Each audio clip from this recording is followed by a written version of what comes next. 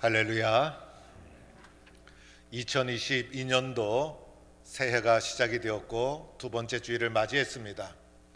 새해는 누구나 결심을 한 번쯤 합니다. 그래서 새해에 결심하지 못하면 아무런 결심도 하지 못하고 한 해가 그냥 지나가게 됩니다. 우리의 결심이 오래가지 못합니다. 우리의 결심이 오래가지 못한다는 것을 잘 알고 있지만 그래도 또 결심해 보는 것입니다. 지난 2년 동안 코로나 때문에 힘들고 잃어버린 시간이 있었는데 올해는 갑절로 열심히 해야지, 뭔가 변화된 삶을 살아야지, 더 열심히 알차게 살아야지. 그래서 작년과 변화된 새로운 모습을 결단하고 다짐해야 되는 것이죠. 오늘 말씀은 이사야 예언자의 말씀을 본문으로 보았어요. 이사야 예언자는 하나님이 구원하신다 이런 뜻을 가지고 있어요.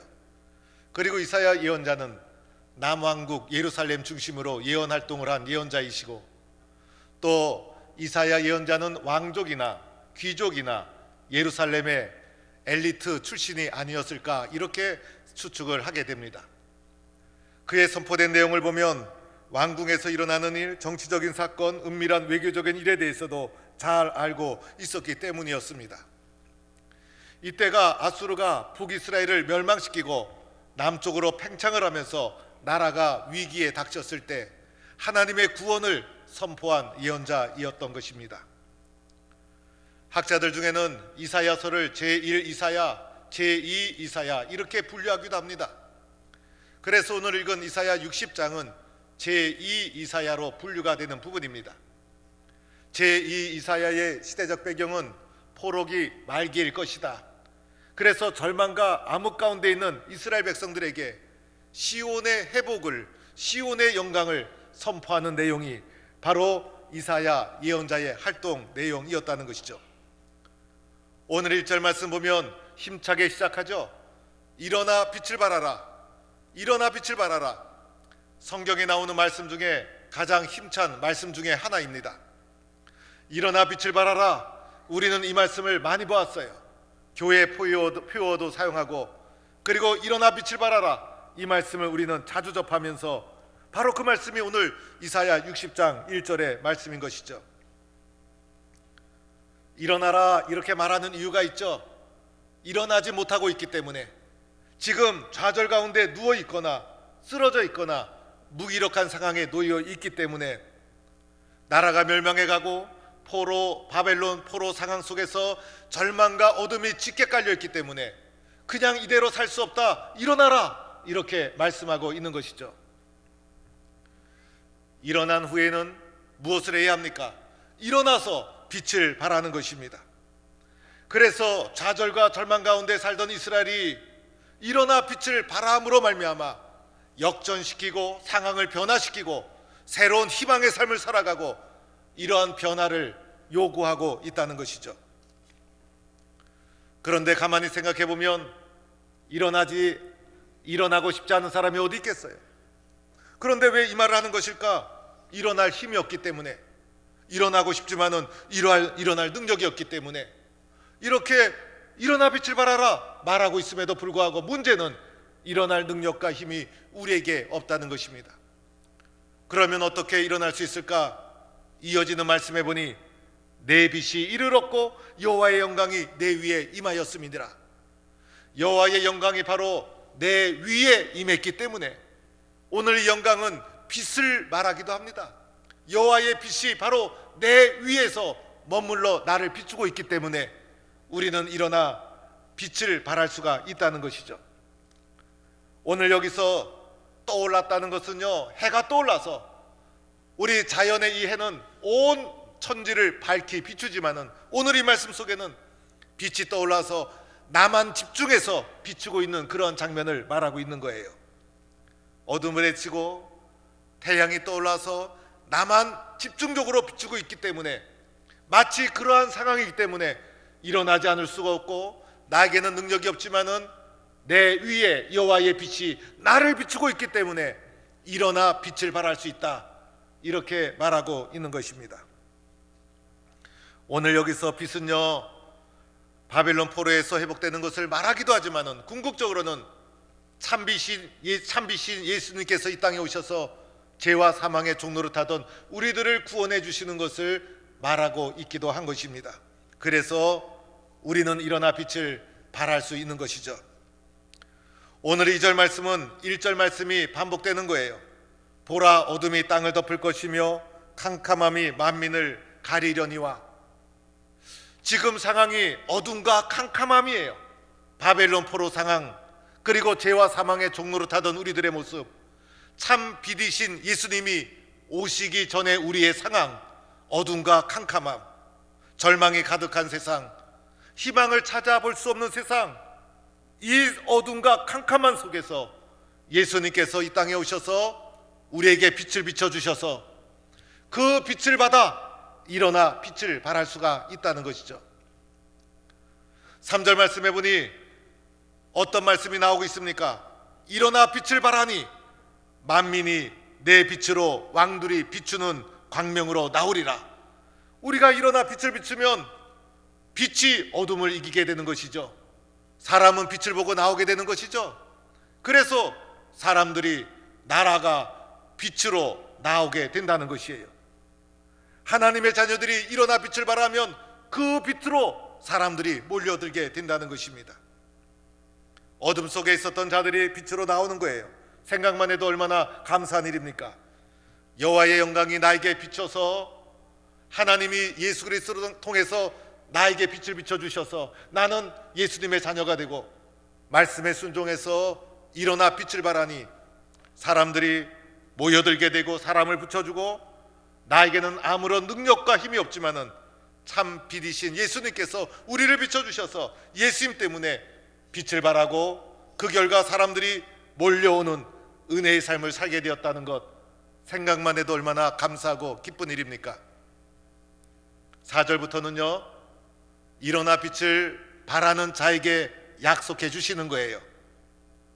내 눈을 들어 사방을 보라. 어둠 속에 있을 때는 사방을 볼 필요도 없고 사방이 보이지도 않고, 그러나 빛을 발하게 되니 비로소 눈을 들어 사방을 바라보라는 것이에요. 눈을 들어 사방을 바라보니 무리가 다 내게로 나오는데 사방 팔방에서 사람들이 모여드는 회복의 장면을 보여주고 있는 거예요. 우리 교회도, 우리 성도들도 먼저 해야 될 것이 있죠. 일어나 빛을 발하는 것. 내가 일어나 빛을 발하는 것, 예수님께서 나에게 빛을 비춰주시심을 믿고 나는 순종해서 일어나 빛을 발하는 거예요. 일어나 빛을 발하면 어떻게 될까요? 사방팔방에서 빛을 보고 사람들이 몰려듭니다. 하나님의 빛을 받아서 우리가 빛을 발할 때 그 빛을 보고 사람들이 몰려드는 거예요. 낙심의 자리에서, 무기력의 자리에서, 두려움의 자리에서 떨치고 참 빛이신 예수님 안에서 일어나 빛을 발하는 거예요. 나는 안 돼, 그저 그렇게 살 거야, 한 해가 지나가도 아무런 의미 없이 그렇게 움직여서는 안 돼요. 새해가 되었을 때 일어나 빛을 발해야지. 예수님이 나를 비춰주는데 결단하고 일어나는 거예요. 내가 할 수 있는 것은 작은 의지적 결단. 예수님께서 빛을 비춰주시고 있어요. 내가 해야 될 것은 순종해서 의지적인 결단을 조금 하는 거예요. 의지적인 결단으로 일어서면 빛을 발하게 되고, 그리고 사람들이 나에게 몰려오는 은혜가 있게 되는 것이죠. 5절에 보면 사방에서 몰려드는 것을 보니 얼마나 기뻐요. 그래서 기쁜 빛을 내며 마음이 놀라고 화창하리니, 사람들이 몰려드는 회복의 장면을 보고 부흥의 장면을 보니 마음이 충만하고 기뻐서 마음의 기쁨을 표현한 거예요. 여러분, 사람이 몰려들면 얼마나 기뻐요. 부흥되면 얼마나 좋아요. 그래서 이 기쁨과 감격을 표현하고 있는 거예요. 이어지는 말씀 보니까요, 더 놀라운 장면이 나오죠. 몰려드는 이들이 빈손으로 안 나와요. 그래서 말씀해 보니 바다의 부가 내게로 오고 이방 나라들의 재물이 내게로 올미라. 부와 재물이 들어와요. 그리고 6절에도 보면 허다한 낙타, 그리고 어린 낙타가 가득할 것이요 스바 사람들은 금과 유향을 가지고 여호와를 찬송하고 7절에도 보면 양무리가 몰려오고 그리고 수량이 내게 공급되리라. 놀라운 은혜가 주어지는 것이죠. 바다의 부, 이방 사람들의 재물, 수많은 낙타, 금과 유향, 양무리, 수양들이 몰려오는, 부와 재물이 몰려오는 놀라운 회복의 역사가 일어난다는 거예요. 물론 이것은 바벨론 포로에서 회복이 되어서 이스라엘 백성이 예루살렘으로 돌아갔을 때 그들에게 제일 중요한 것은 성전 건축이었어요. 그래서 그때 1차로 지은 것이 수룹바벨 성전. 그래서 이 성전 건축을 지으려면 무슨 일이 있어야 됩니까? 재물이 있어야 되잖아요. 그래서 하나님이 그 모든 재물을 공급해 주셔서 회복의 역사를 희망으로 약속해 주시는 장면이라 할 수가 있어요. 오늘 우리들에게 적용해 보면 예수님 안에서 일어나 빛을 발할 때 하나님께서 우리들에게 사람도 붙여주시고 재물도 붙여주시고 그래서 놀라운 회복의 역사가 일어난다는 거예요. 진짜 부자는요 돈이 따라간다고 하잖아요. 그렇죠 여러분? 근데 어떤 사람은 돈을 죽어라 하고 따라가도 잘 안 돼. 그런데 진짜 복받은 사람은 가만히 있어도 재물이 저절로 따라온다는 말이 있잖아요. 우리가 말씀에 순종해서 빛을 발하니 어떻게 됩니까? 수많은 사람들이 모여들고 더불어 재물과 부도 모여들고 그래서 하나님께 영광을 돌리는 하나님의 사람이 되는 것, 2022년도 우리 동부의 모든 성도들에게 이런 은혜와 축복이 넘치기를 축원합니다. 이런 은혜가 넘치기를 축원합니다. 마지막 6절, 7절, 8절에 7절에 보면요, 저는 말씀을 그대로 여러분에게 말씀을 찾아서 눈으로 말씀을 확인하면서 제 말씀을 들으시면 다 확인이 되는 내용들이에요. 그런데 말씀을 안 보시면요 지금 무슨 말 하는지 감이 안 잡힐 수가 있어요. 6절 마지막에 보니 뭐라고 쓰여 있습니까? 여호와의 찬송을 전파하며, 또 7절에 공급되며, 그죠? 그리고 7절에 보니까 이 말씀도 있잖아요. 제단이 받음이 되리니. 이 모든 용어는 예배라는 의미가 있는 용어예요. 그리고 마지막에는 내가 내 성전을 영화롭게 하리라. 하나님께 영화와 영광을 돌리는 일. 왜? 성전이 회복되고, 성전 회복을 통해서 뭐가 회복됩니까? 예배가 회복되는 거예요. 바벨론 포로 생활 속에서 어두움이 계속되는 이유가 무엇이었을까? 바벨론 포로 생활 속에서요 유대인들이 감옥에 갇혀 있었던 것이 아니에요. 자유스러운 생활을 했어요. 그런데 고통스러웠던 것은 무엇이었을까? 예배를 드릴 수 없었다는 거예요. 그래서 예배의 회복, 성전의 회복을 통해서, 그 예배의 회복을 통해서 내 성전, 내 백성을 영화롭게 하리라. 예배의 회복을 약속해 주시는 거예요. 그래서 일어나 빛을 발해야 되는 거예요. 하나님의 영광이 내 위에 임하였기 때문에 우리는 때를 분별해서 순종해서 의지적인 결단으로 일어나 빛을 발하면 하나님께서 그 빛을 통해서 사람들이 어둠 속에 있다가 빛을 보고 나오도록 만들어주고, 부와 재물도 붙여주시고, 예배의 회복, 그리고 하나님을 예배하는 백성들을 영화롭게 만들어주고, 마침내 내 백성을 영화롭게 하리라. 이런 회복의 약속을 희망적으로 우리에게 말씀해 주시는 거예요. 오늘 우리가 해야 될 것이 있다면 하나님의 말씀에 순종해서 일어나 빛을 발하는 것, 이것은 우리가 결단하고 순종해야 된다는 거예요. 성도 여러분, 작년보다 신앙생활 더 잘해야 되는데, 작년보다 신앙생활 더 열심히 해야 되는데 어떻게 해야 될까? 기독교 신앙의 핵심은 예배예요. 우리 기독교의 구조와 흐름을 잘 보세요. 교회의 중심의 예배예요. 예배를 통해 하나님을 향한 우리의 신앙이 발전하고 성장하고 성숙하고, 예배를 통해서 우리 성도들이 한자리에 모이고, 예배를 통해서 공동체가 형성되고, 그래서 기독교 신앙의 생명은 예배에 있는 거예요. 예배 없는 신앙인 생각해 보셨어요? 예배가 생명이 생명. 예배가 교회의 핵심 중에 핵심이에요.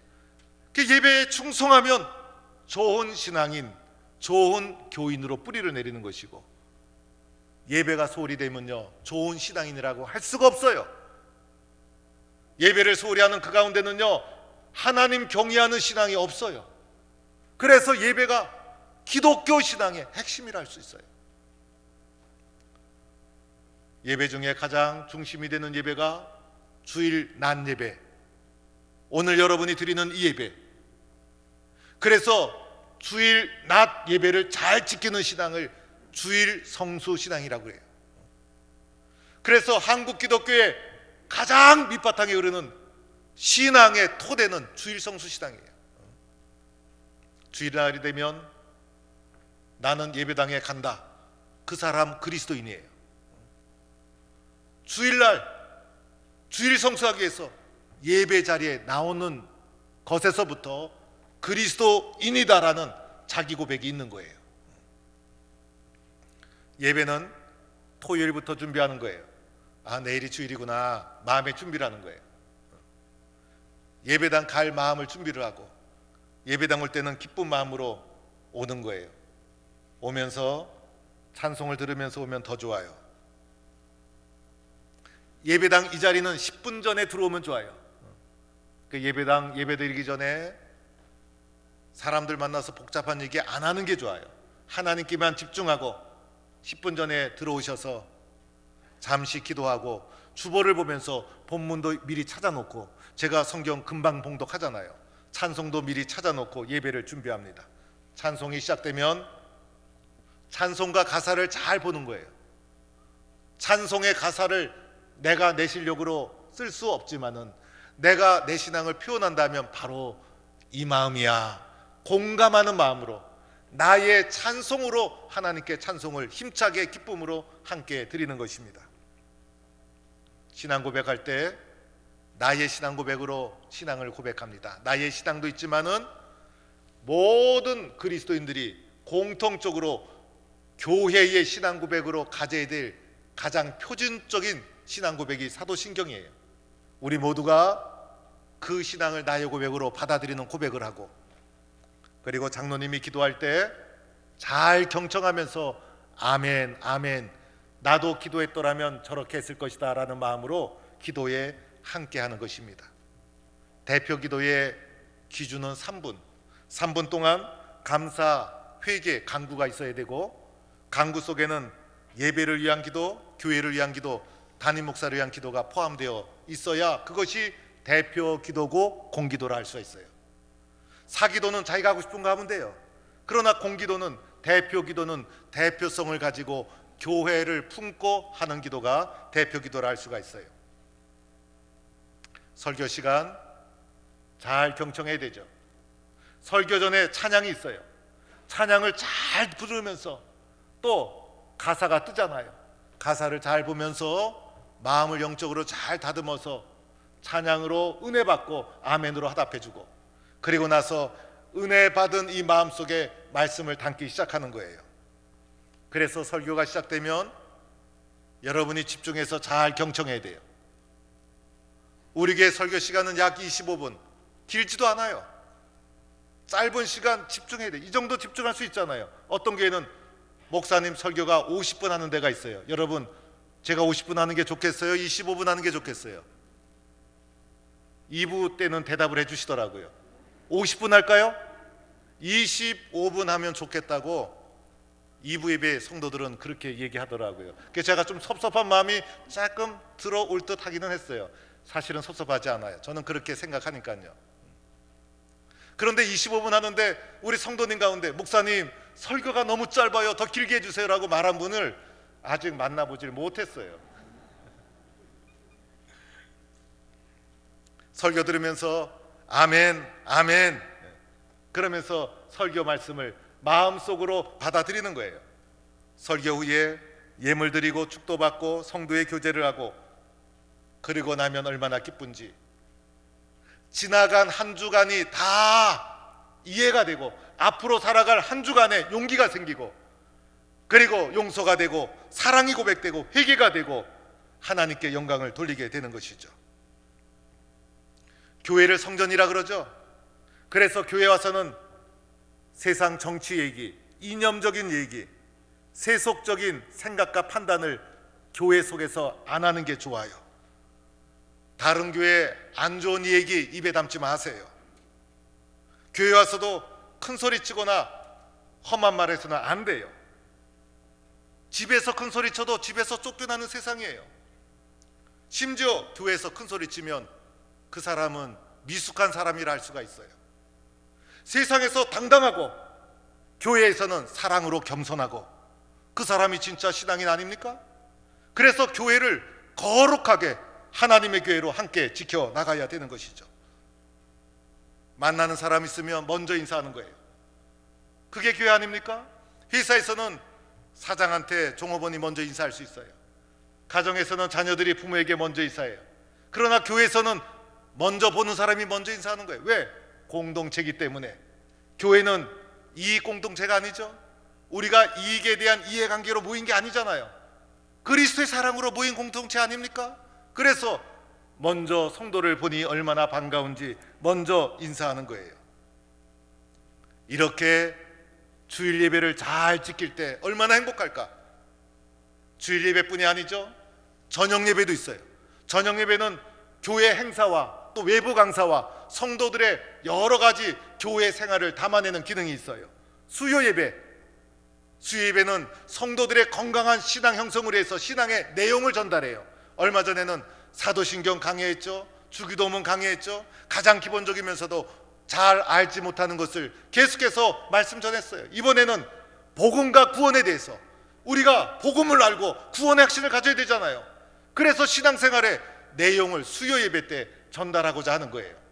새벽 기도에 누가복음 지금 강의하고 있어요. 누가복음을 차근차근 한 문장 한 문장 뜯어가면서 잘 말씀 전하고 기도하고, 새벽에 기도하고 나니 하루가 얼마나 힘이 나는지, 심야 기도에 온라인으로 진행을 하면서 성도들의 삶의 적용에 대해서 그리고 기도에 대해서 예배를 드리고 있는 거예요. 이 모든 다양성 있는 예배 모두가 우리 생활에 중요한 거예요. 제가 섬기던 교회에서 새가족부를 제가 당담한 적이 있었어요. 그런데 새가족이 등록을 하더니 열심히 막 올라가서 주보를 보더니 주보 뒤에 예배 뚝 나오잖아요. 낮 예배, 저녁 예배, 수요 예배, 새벽 기도를 열심히 빠지지 않고 나오는 거예요. 3개월 정도 나오더니 어느 날 물어보더라고요. 목사님, 저녁 예배에 왜 구역장이 안 나옵니까?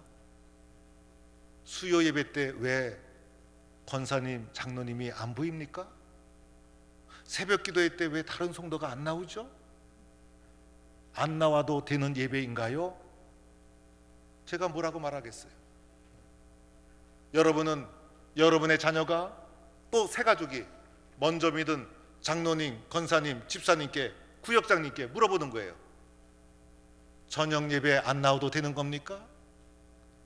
수요 예배 안 나와도 되는 겁니까? 새벽 기도에 안 나와도 되는 겁니까? 라고 물어본다면 여러분 어떻게 대답을 하시겠어요? 예배가 생명인데, 교회의 생명은 예배에 있는데, 기독교 신앙은 예배를 통해 신앙이 형성되고 공동체가 세워지는 것인데, 예배가 살아야 나의 예배가 회복이 되어야 나도 일어날 수 있는데, 예배가 죽어 있는데 무슨 힘으로 일어날 수 있을까? 올해 2022년도에는 우리 모든 성도가 예배의 생명을 거시기를 바랍니다. 예배가 살아야 나도 산다, 이렇게 생각하고 예배를 철저하게 지키는, 작년보다 예배 생활을 갑절이나 열심히 하는 성도가 되기를 축원합니다. 예배가 살면 일어날 수 있어요. 예배가 살면 일어나 빛을 발할 수 있어요. 일어나 빛을 발하는 순간 수많은 사람이 몰려오고 부와 재물도 몰려오고 하나님이 축복해 주시고 우리의 신앙과 예배와 성전을 영화롭게 회복시켜 주시고 놀라운 역사가 일어나게 될 줄로 믿습니다. 일어나 빛을 발하라. 순종해서 충성을 다하는 성도가 되기를 간절히 축원합니다.